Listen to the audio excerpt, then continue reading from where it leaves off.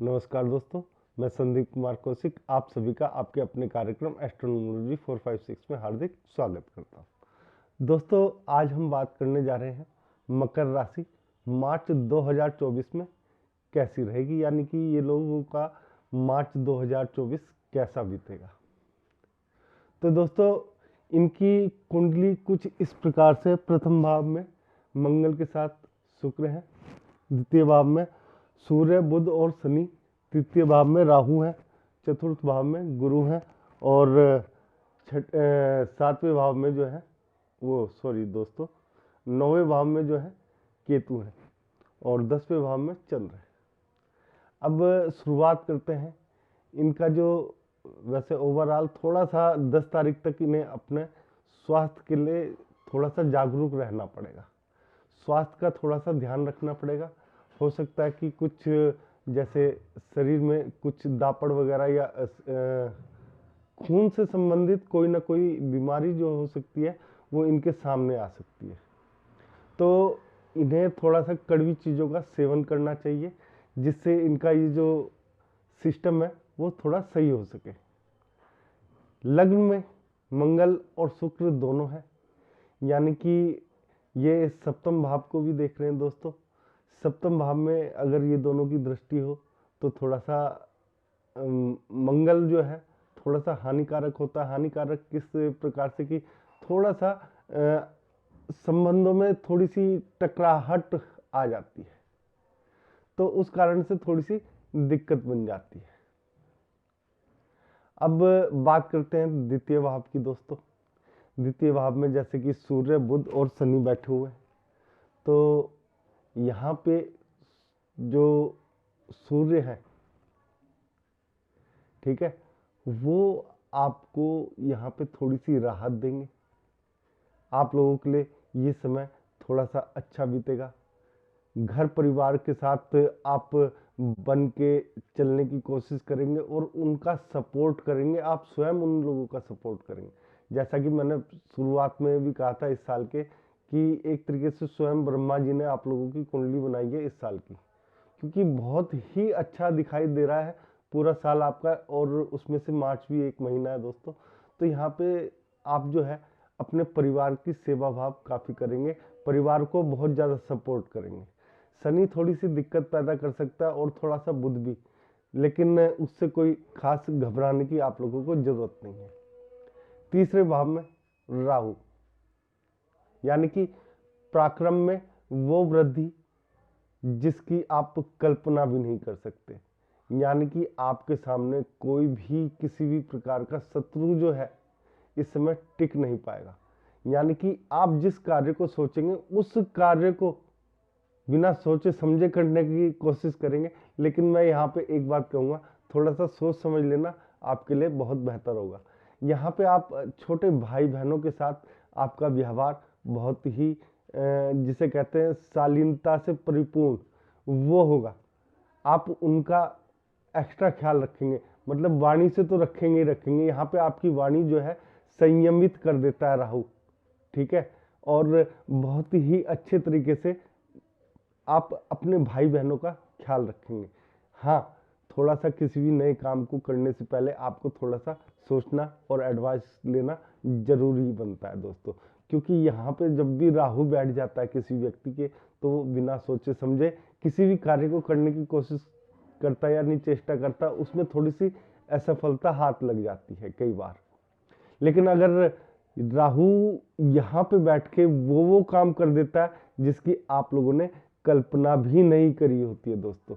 ये कल्पना से परे चीजें हैं कि राहु जो है आपको यहाँ पे उन चीजों को करने का साहस दे देता है जिसके बारे में आप लोगों ने सोचा नहीं है।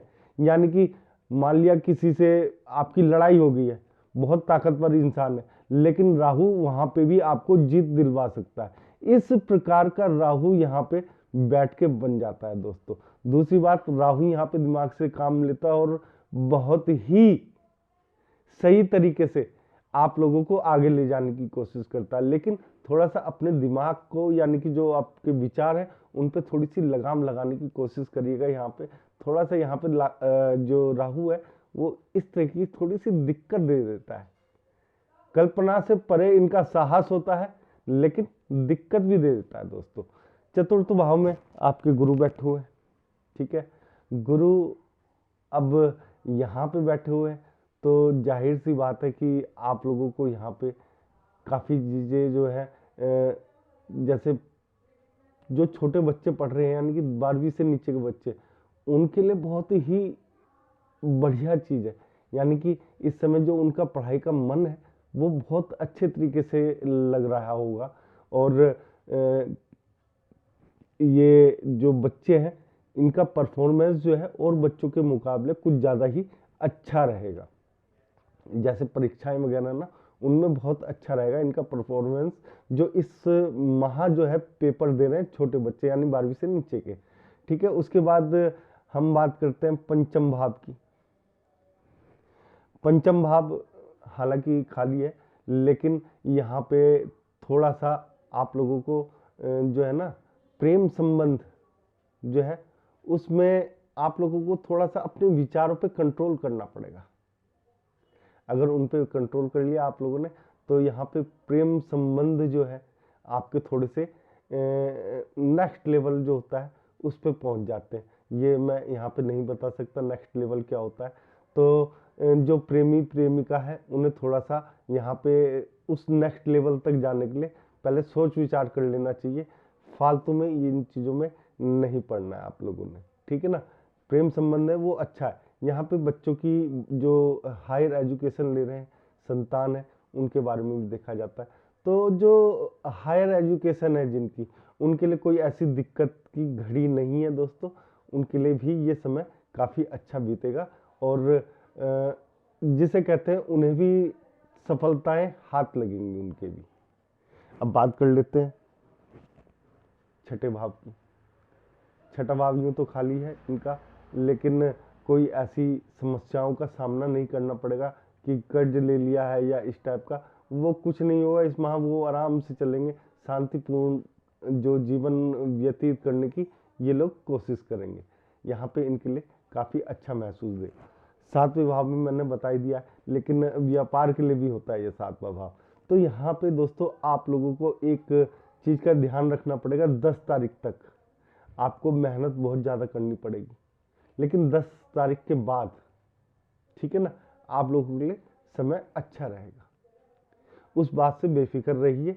व्यापार में आपको वृद्धि मिलेगी। थोड़ी सी यात्राएं जरूर होंगी आप लोगों की, यानी कि जैसे कोई व्यापार से सामान संबंधित सामान मंगाना है तो उन संबंधों में आपकी यात्राएं तो होंगी, लेकिन उनका लाभ भी आप लोगों को अच्छा मिलेगा।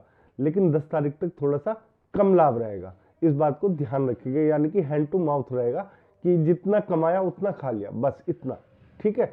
उसके बाद हम करते हैं आपके अष्टम भाव की। यहाँ पे सूर्य बुध और शनि की दृष्टि पड़ रही है, तो यहाँ पे थोड़ा सा आप लोगों को पैर से संबंधित कोई चोट लग सकती है, ठीक है। उस चीज़ का आप लोगों ने ध्यान रखना है कि कहीं पे भी इस तरीके से चोट नहीं लगने देनी है। थोड़ा सा उस चीज़ से संभल के रहना है। यहाँ पे शनि वैसे अच्छे प्रभाव भी देता है, लेकिन फिलहाल आपको खाली चोट से संबंधित जो चीज़ें हैं उससे बच के रहना, खासतौर से पैरों की चोट। उसके बाद बात करते हैं 9वें भाव की दोस्तों। ये मेरा बहुत ही फेवरेट भाव है, जिसमें केतु बैठ जाता है।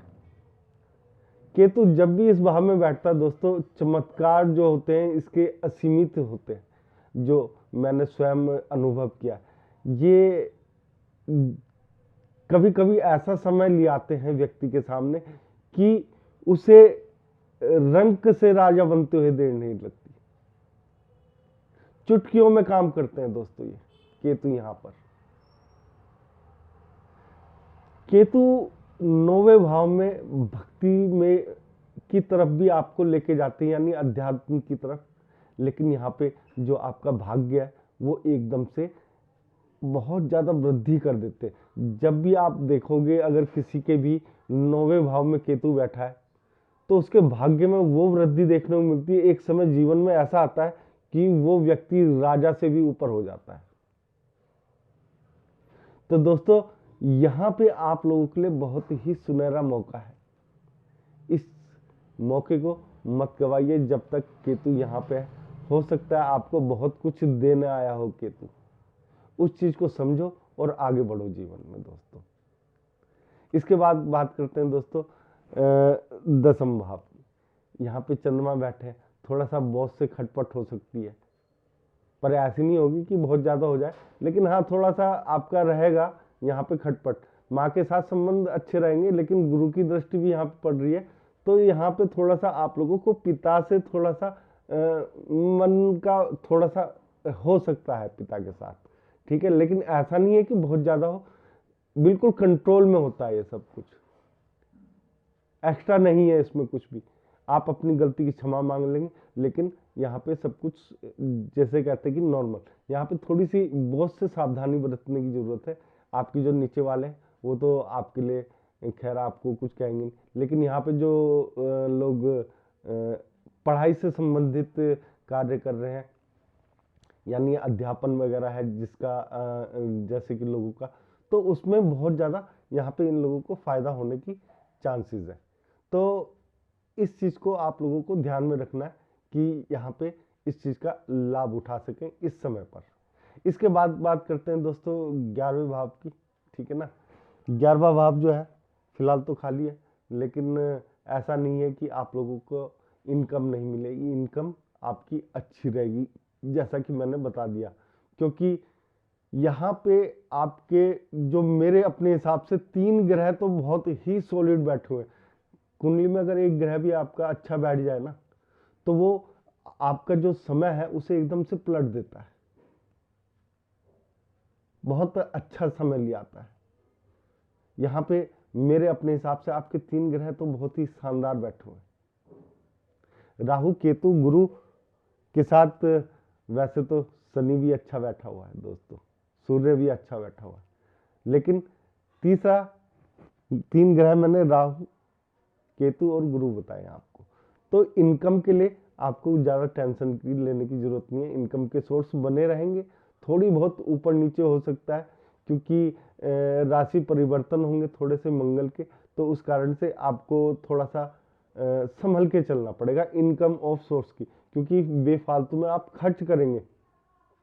जिन चीज़ों पे आपको खर्च नहीं करना चाहिए उन चीज़ों में भी आप खर्च कर देंगे, तो उन चीज़ों को संभाल के चलिए दोस्तों अपनी, तो यहाँ पे आपको कोई ऐसी बड़ी दिक्कतों का सामना नहीं करना पड़ेगा। 12वां भाव खाली है। मैं जब भी कहता हूँ कि दोस्तों 6ठा 8वां और 12वां भाव जिसका भी खाली है, ये समझ लीजिए उसका जीवन बहुत ही प्यार से सुगमता से बीतता है। यहाँ पे आपके लिए वो भी चीज़ें हैं, तो आप लोगों को यहाँ पे भी कोई दिक्कतों का ऐसा कोई खास सामना करता हुआ आप लोग नहीं महसूस करेंगे। यानी कि जो आपकी लाइफ है जिसे कहते हैं परफेक्ट लाइफ, उस तरीके से जीवन व्यतीत करेंगे। यहाँ पे आप लोगों को इतना कुछ मिलने वाला है, आप देखो सोच भी नहीं सकते। मैंने इस कुंडली के बारे में, अगर आप लोगों ने देखी हो मेरी वीडियो नए साल वाली, यानी कि 2024 कैसा जाएगा आप लोगों का, तो उसमें मैंने बहुत चीज़ें ऐसी बताई हैं कि आप लोगों को एक बार वहाँ पे भी जाके देखनी चाहिए वो वीडियो मेरी।